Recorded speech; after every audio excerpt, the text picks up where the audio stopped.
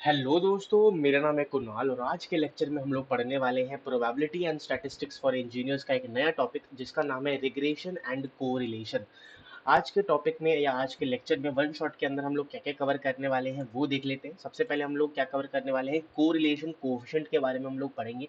उसके बाद हम लोग regression that is linear regression के बारे में पढ़ेंगे, that is x on y and y on x.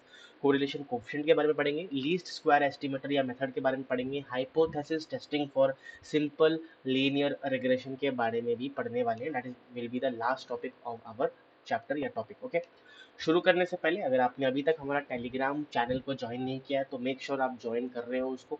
जो लिंक है टेलीग्राम चैनल का वो आपको डिस्क्रिप्शन में इसी वीडियो के नीचे मिल जाएगा।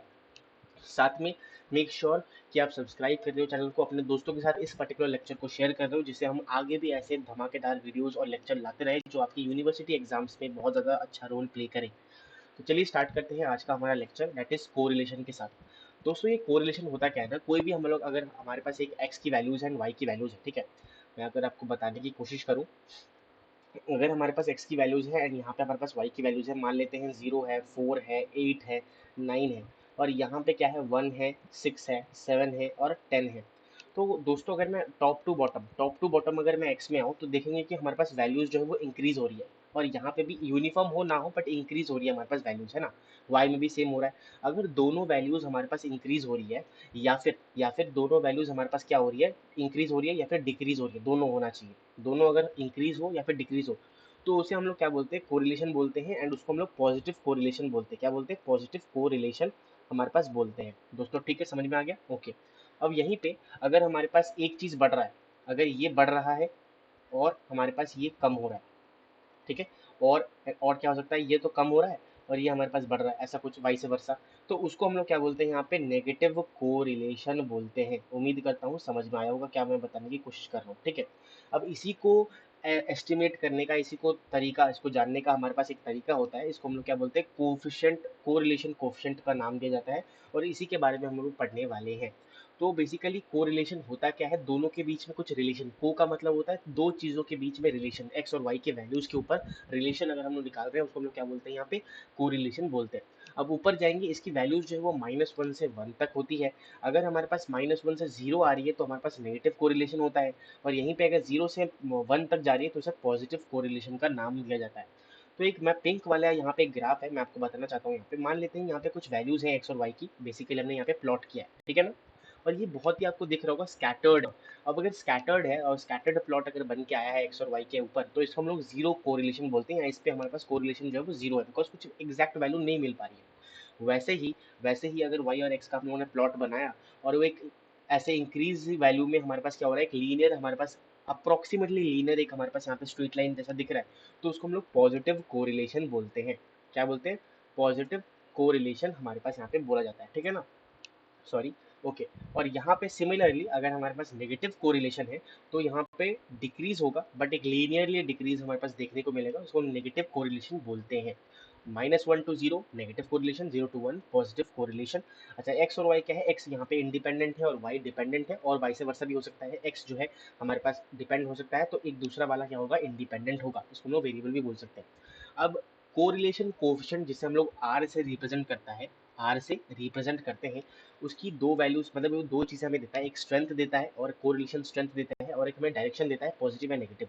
और ये पॉजिटिव नेगेटिव क्या है वो मैं यहाँ पे आपको बता चुका हूँ। पॉजिटिव नेगेटिव डायरेक्शन जो है मैं आपको ऑलरेडी यहाँ पे बता चुका हूँ। अब आगे बढ़ते हैं हम अपने नेक्स्ट कंसेप्ट की ओर।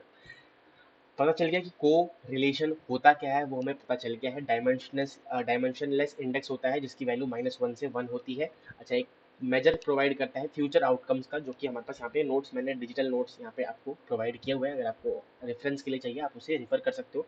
बट मैं हैंड रेटेड नोट्स में भी सेम चीज़ लिखी है तो आप ये इसमें ध्यान दोगे तो ज़्यादा बेहतर रहेगा।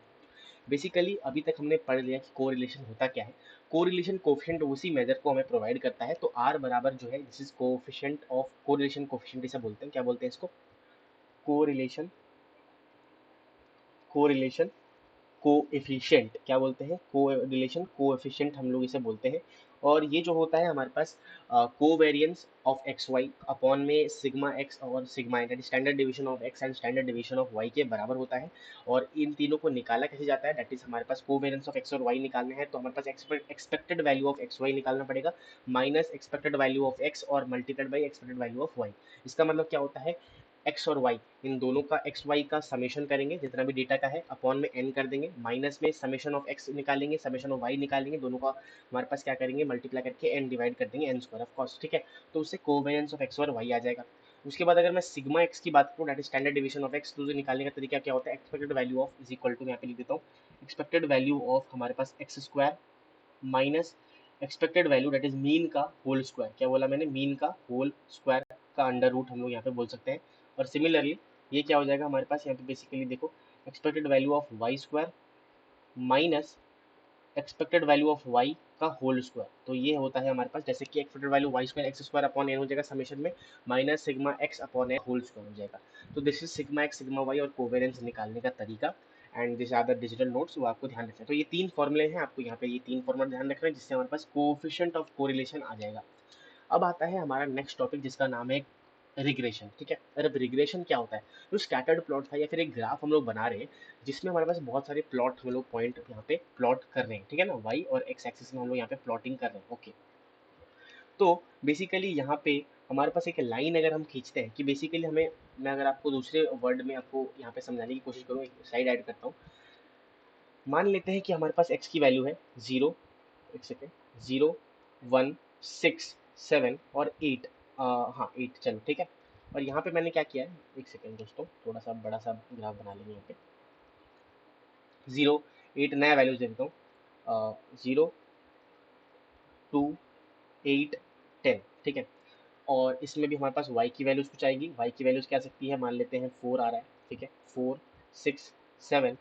अब जो है मैं बताना चाहता हूँ आपको रिग्रेशन, इससे अगर ये समझ गया कोई तो हमको रिग्रेशन वाला कंसेप्ट क्लियर हो जाएगा। रिग्रेशन का यहाँ पे मैं बताना चाहता हूँ कंसेप्ट क्या होता है।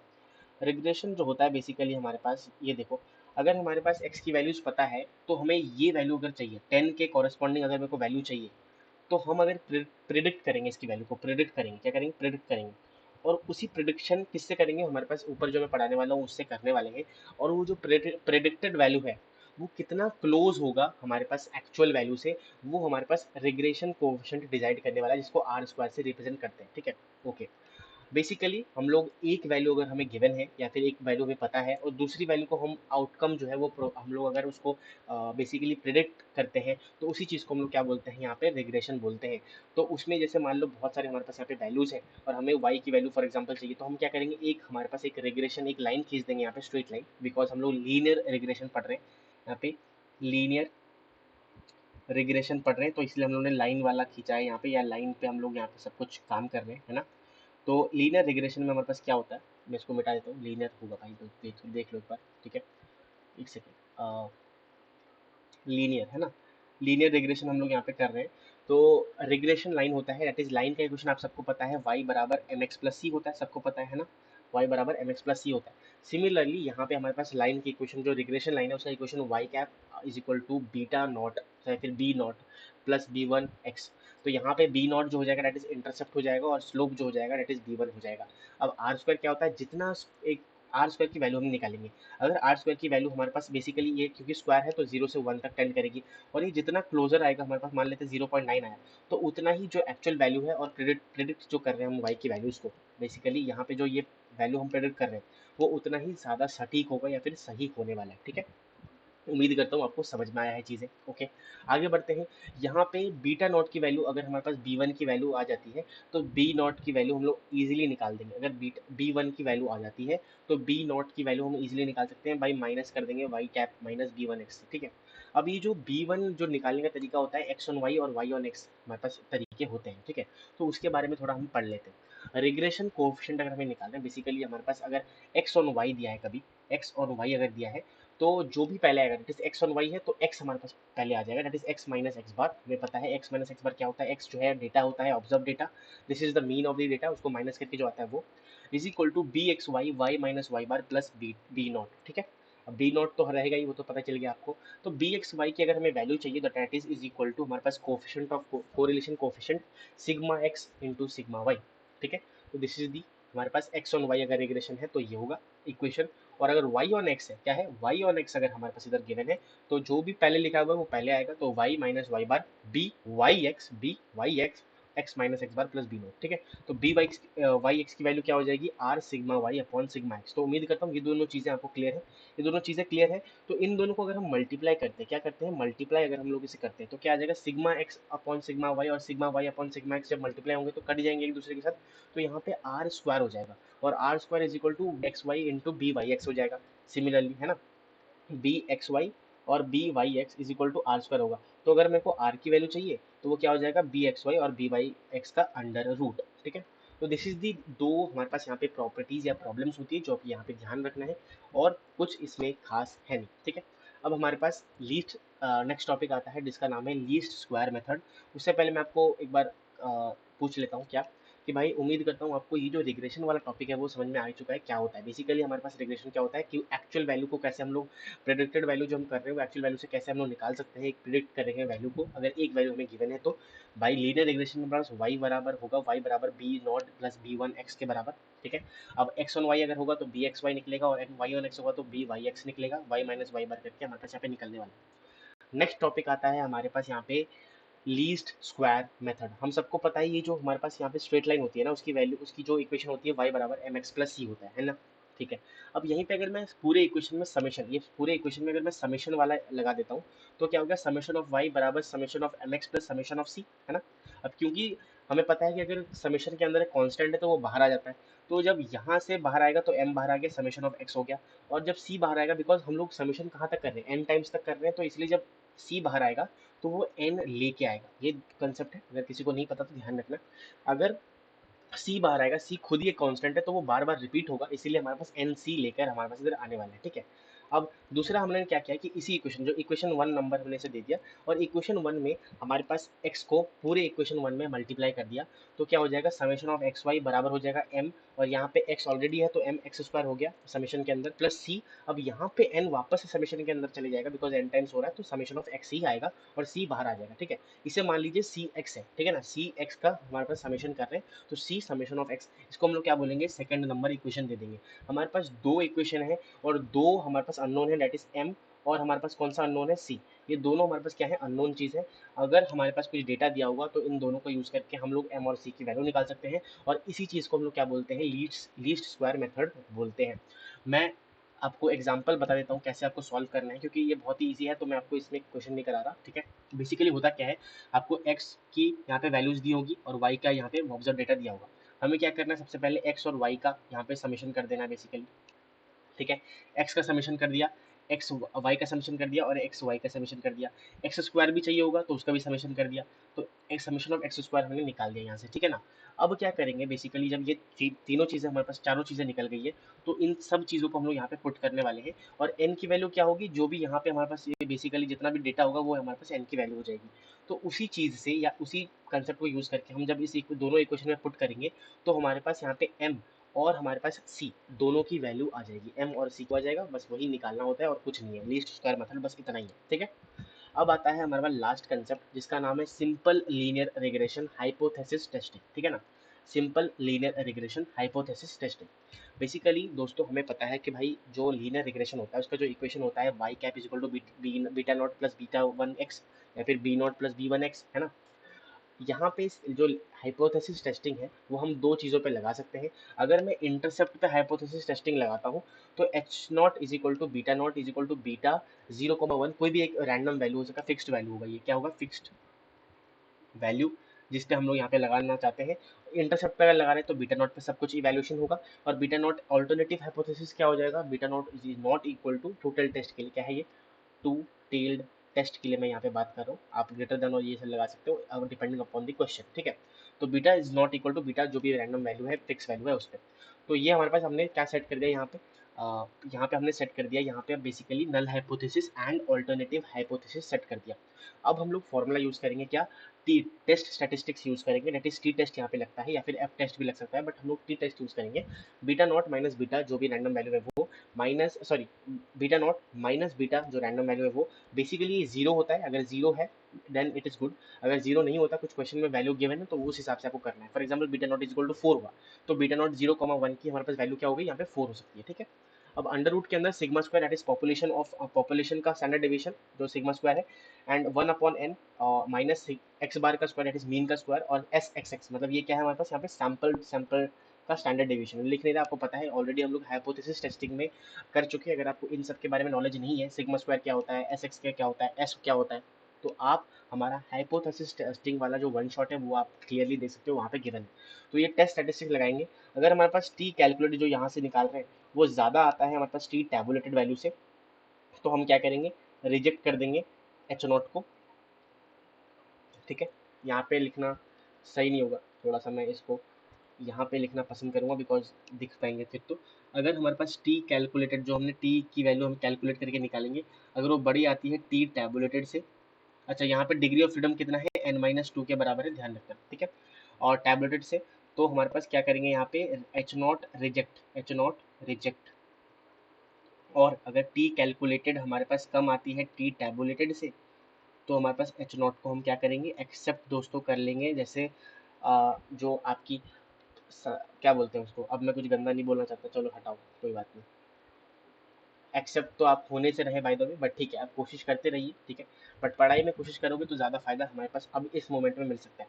अब सिमिलरली अगर हमारे पास ऑन स्लोप, स्लोप में अगर हाइपोथेसिस टेस्टिंग लगानी है, तो जो नल हाइपोथेसिस सेट करेंगे beta 1 is equal to beta 0,1, same कुछ फिक्स वैल्यू होगी। और नल हाइपोथेसिस हो गया तो ऑल्टरनेटिव हाइपोथेसिस क्या हो जाएगा कि भाई नॉट इक्वल टू, यहाँ पे मैंने नॉट इक्वल टू आपको दिखा दिया है, या फिर ट्रू टेल टेस्ट के लिए होगा। यहाँ पे जो टेस्ट स्टेटिस्टिक्स लगने वाला है वो क्या हो जाएगा, T minus beta 1 minus beta जो भी फिक्स्ड वैल्यू है वो अपॉन के अंदर, यहाँ पे जो स्टैंडर्ड एरर है, क्या है ये स्टैंडर्ड एरर है, वहाँ पे भी स्टैंडर्ड ही था, standard error of mean basically, ये भी स्टैंडर्ड एरर ही है हमारे पास, स्टैंडर्ड एरर, ठीक है।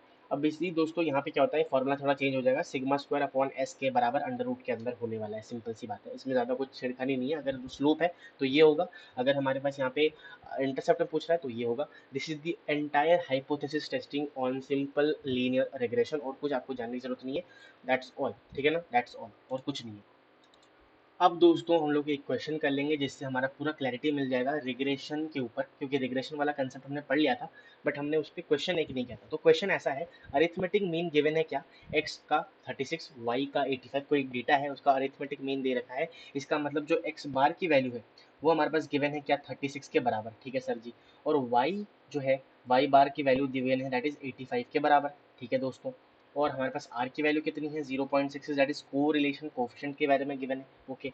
Sigma standard deviation of x वो भी गिवन है 11, और स्टैंडर्ड डेविएशन ऑफ y ये वो गिवन है, गाइस हमने निकालना नहीं पड़ा, ये गिवन है क्वेश्चन में, ठीक है। हमें क्या निकालना है, फाइंड दो रिग्रेशन इक्वेशन। दो रिग्रेशन इक्वेशन का मतलब क्या होता है, ये सब इनकी वैल्यूज को यूज करके हमें regression equation that is y on x, सबसे पहले क्या निकालेंगे, y ऑन x निकालना है ना। दोनों होता है x ऑन y, और y ऑन x क्या होता है basically y minus y bar, y on x है तो पहले y आएगा, b Y X, x minus X bar, ठीक है। सिमिलरली अगर मैं इस पर वैल्यूज पुट कर दूंगा, y माइनस वाई बार कितना है 85 है, ठीक है, 85 है, इज इक्वल टू हमारे पास r सिग्मा y अपॉन में सिग्मा x। सही लिखा है, सही लिखा है या गलत, जल्दी बता दीजिए। मैंने आपको ऑलरेडी फॉर्मूला बताया था, है ना, ऑलरेडी फॉर्मूला आपको बताया गया था कि भाई क्या होता है, आपको बताना है कि वो सही है या फिर गलत है, ठीक है। सही है बिल्कुल, ओके, गॉट इट। और हमारे पास क्या हो जाएगा, x माइनस एक्स बार कितना है 36 है ना, 36। अब इसको सॉल्व करोगे तो हमारे पास, एक बार देख लेते हैं, सॉल्व करके मैं एक बार देख लेता हूँ, जरा रुकिए। सॉल्व करने से पहले वैल्यूज पुट कर देता हूँ, है ना। अगर मैं यहाँ पे देखूँ, आर की जगह क्या डाल सकते हैं 0.66, और सिग्मा वाई और सिग्मा ये भी डाल दूंगा, है ना। दैट इज इक्वल टू हमारे पास 0.66, है ना, पूरा ही मिटा देता हूँ यार, जगह नहीं मिलेगा फिर, है ना, एक सेकेंड। 0.66, 0.66, सिग्मा वाई कितना है 8 है, पहले मल्टीप्लाई का चिन्ह आएगा 11, और यहाँ पे हमारे पास x माइनस कितना 36 आने वाला है ना। बस इसको सॉल्व करके देखते हैं क्या आंसर हमारे पास दोस्तों आ रहा है। दोस्तों आ चुका है क्या हमारे पास, y ऑन x हमने निकाल दिया, y बराबर 0.48x प्लस 67.72, हमारे पास ये वैल्यू आती है by solving this particular equation. और ज़्यादा कुछ नहीं किया भाई दोस्तों, ये सिर्फ मल्टीप्लाई किया है, डिवाइड किया, बस और कुछ नहीं किया इसमें। मल्टीप्लाई किया, माइनस इस तरफ उस तरफ करके हमारे पास y की वैल्यू निकाल ली, बिकॉज x की वैल्यू हमारे पास ऑलरेडी गिवन, x की वैल्यू और y की वैल्यू में हमारे पास इक्वेशन आ गया, ठीक है। तो इसमें से हमारे पास पता चल गया क्या, कि भाई एक है ये बीटा नॉट हो गया हमारे पास, सॉरी, ये हमारे पास b1 हो गया, और ये हमारे पास क्या हो गया दोस्तों, ये हो गया हमारे पास b1, है ना। ओके, अब x और y हो गया, मेरे को निकालना है, क्या निकालना है, x और y निकालना है, तो क्या करेंगे, x माइनस एक्स बार हो गया, ठीक है, बराबर हो जाएगा b एक्स वाई, और यहाँ पे हमारा हो जाएगा x, sorry, y minus Y bar. Solve करते हैं, x minus X bar, x minus 36 हो गया, इज इक्वल टू भाई एक्स वाई क्या हो जाएगा हमारे पास, 0.66 तो रहेगा ही, 11/8 हमारे पास इधर हो जाएगा, और मल्टीप्लाई में हमारे पास y माइनस कितना 85 हो जाएगा। इसको भी सॉल्व करके एक बार लिख लेता हूँ दोस्तों। तो दोस्तों इसको सॉल्व करके भी हमने निकाल लिया है, क्या निकाला है दोस्तों, यहाँ पे देख सकते हो आप, एक सेकेंड, हमने x minus is equal to 0.9 y minus 41.13 हमने x की वैल्यू निकाल दी। तो पहला क्वेश्चन तो हमारे पास यहाँ पे करेक्ट हो चुका है, या फिर हमने निकाल दिया है। अब सेकंड क्वेश्चन की बारी, सेकंड क्या कह रहा है हमारे पास यहाँ पे, value of x when y बराबर 56। हमारे पास x की वैल्यू, अगर ऐसा पूछ रहा है कि value of x when y बराबर इतना, तो हमें ये वाला इक्वेशन यूज करना है। और यहीं पे अगर पूछता कि वैल्यू ऑफ y बता दो जब x की वैल्यू इतनी है, तो हमें ये वाली इक्वेशन यूज करनी थी, ठीक है, इतना समझ में आ गया। तो यहाँ पे पूछ रहा है value of x when y बराबर दिस, तो हमें ये वाला इक्वेशन यूज करना है। तो उसकी जगह हम क्या पुट करेंगे, x की वैल्यू हमें निकालनी है, व्हेन y की वैल्यू क्या है 5.6 है, तो y की जगह हम लोग क्या पुट कर देंगे, 5.6 पुट कर देंगे, -41.13। एक बार सॉल्व कर लेते हैं इसको दोस्तों, है ना। इसको अगर हम सॉल्व करेंगे एक बार, 0.9 इंटू 5.6, मैं थोड़ा कैलकुलेटर का इस्तेमाल कर रहा हूँ दोस्तों, है ना, बिकॉज मेरे को ऐसे तो आता नहीं है, इतना ज्ञानी मैं बना नहीं हूँ, बट ठीक है। हाँ, तो ये माइनस में आ गई तो पता था, बट ठीक है, जो एक्चुअल एग्जैक्ट वैल्यू है वो निकल के आ गई, दैट इज -36.09 के करीब कुछ आ रहा है। तो x की वैल्यू जब x y की वैल्यू 5.6 हो, तो x की वैल्यू हमारे पास क्या आ रही है, 36.09 माइनस में हमारे पास आ रहा है। तो this is the entire question of regression का हमारे पास कंसेप्ट यूज करके हमारे पास या तो ये वैल्यूज दी होंगी, जो दोस्तों एक चीज मैं आपको बता दूं, ये चीज क्वेश्चन में दी हो सकती है डायरेक्ट कि x बार इतना है, y बार इतना है, r इतना है, सिग्मा x इतना है, सिग्मा y इतना है, ये सब दे सकते हैं। बट आपको हो सकता है डेटा दिया हो, डेटा से निकालना भी आपको आना चाहिए, वो आप हाइपोथेसिस टेस्टिंग, इतना हम लोग स्टैटिस्टिक्स पढ़ चुके हैं, आपको आता ही होगा, एक्स बार कैसे निकालते हैं, वाई बार कैसे निकालते हैं, सिग्मा एक्स कैसे निकालते हैं, सिग्मा वाई कैसे निकालते हैं, वो आपको पता है।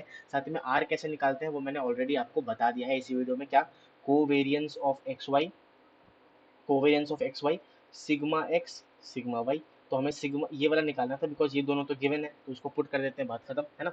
तो ये यूज करके हम लोग निकाल सकते थे। तो दैट्स ऑल गाइस, ये हमारा क्वेश्चन भी हम लोग ने सॉल्व कर लिया है ना। दैट्स ऑल, हमने सारे कंसेप्ट आज क्लियर कर लिए हैं। अगर मैं आपको दिखाने की कोशिश करूं, सबसे पहले कोरिलेशन के बारे में क्या होता है वो पढ़ा, देन हम लोगों ने पढ़ा coefficient of correlation, correlation coefficient के बारे में पढ़ लिया, रिग्रेशन क्या होता है, लाइन ऑफ रिग्रेशन क्या होता है, रिग्रेशन लाइन क्या होता है, रिग्रेशन कोफिशिएंट क्या होता है वो पढ़ लिया है, रिग्रेशन क्या होता है वो आपको समझाने की कोशिश करिए, regression coefficient x on y और वाई ऑन एक्स पढ़ लिया है, देन क्वेश्चन कर लिया गाइस अभी जस्ट हमने, है ना। लीस्ट स्क्वायर मेथड क्या होता है पढ़ लिया है, और हाइपोथेसिस टेस्टिंग कैसे लगाते हैं सिंपल लीनियर रिग्रेशन में, जब इंटरसेप्ट पे लगा सकते हैं, साथ में स्लोप में लगा सकते हैं, फॉर्मूला क्या होता है मैंने आपको बता दिया है, ठीक है। तो दैट्स ऑल गाइज, इसी के साथ thanks for watching this video. अगर आप अभी तक लगे पड़े हो इस वीडियो को देखने के लिए, तो हैट्स ऑफ गाइज, है ना, आप कर लोगे गाइज, कुछ नहीं होगा, कुछ क्वेश्चंस और ट्राई कर लेना, असाइनमेंट्स वगैरह कर लेना अपने यूनिवर्सिटी का, आप फोड़ दोगे अपने यूनिवर्सिटी और सेमिस्टर एग्जाम, ठीक है ना। दैट्स ऑल गाइज, अच्छे से एग्जाम देना, ज़्यादा टेंशन लेने की जरूरत है नहीं, है ना, और अच्छे से पढ़ना, क्वेश्चन एक दो लगा लेना इस टॉपिक से। रिग्रेशन कोरिलेशन पर सेमेस्टर में इतना ही था, तो आप इसको फॉलो कर सकते हो अगर आपको रिग्रेशन एंड कोरिलेशन अच्छी तरीके से ज्ञान चाहिए तो। इससे ज़्यादा कुछ पूछा नहीं जाएगा, है ना। और thanks for watching, please share this video with your friends family, जो भी देखना बनना चाहता है उसको भेज दो, है ना, थोड़ा सा ग्रो करो, छोटू सा चैनल है, इसको ग्रो करने का मौका दो। Like this video, subscribe this our channel, छोटू सा चैनल है ना, और मेक श्योर कि आप टेलीग्राम चैनल को ज्वाइन कर लो, है ना, बिकॉज उसमें आज का सेशन पीडीएफ भी अपलोडेड रहेगा, असाइनमेंट वगैरह मैं अपलोड करता रहता हूँ, तो वहाँ से आपको फ़ायदा मिल सकता है।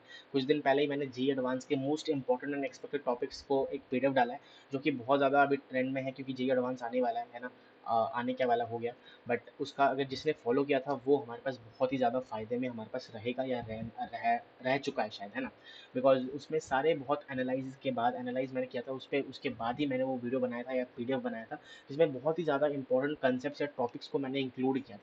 तो अगर आप सीरियस एस्पिरेंट हो तो ऐसे ही टेलीग्राम चैनल को ज्वाइन करके रहो, बहुत ज़्यादा फायदा हो सकता है। And that's all guys, thanks for watching, मिलते हैं ऐसी एक धमाकेदार वीडियो के साथ, तब तक के लिए thank you so much, bye bye.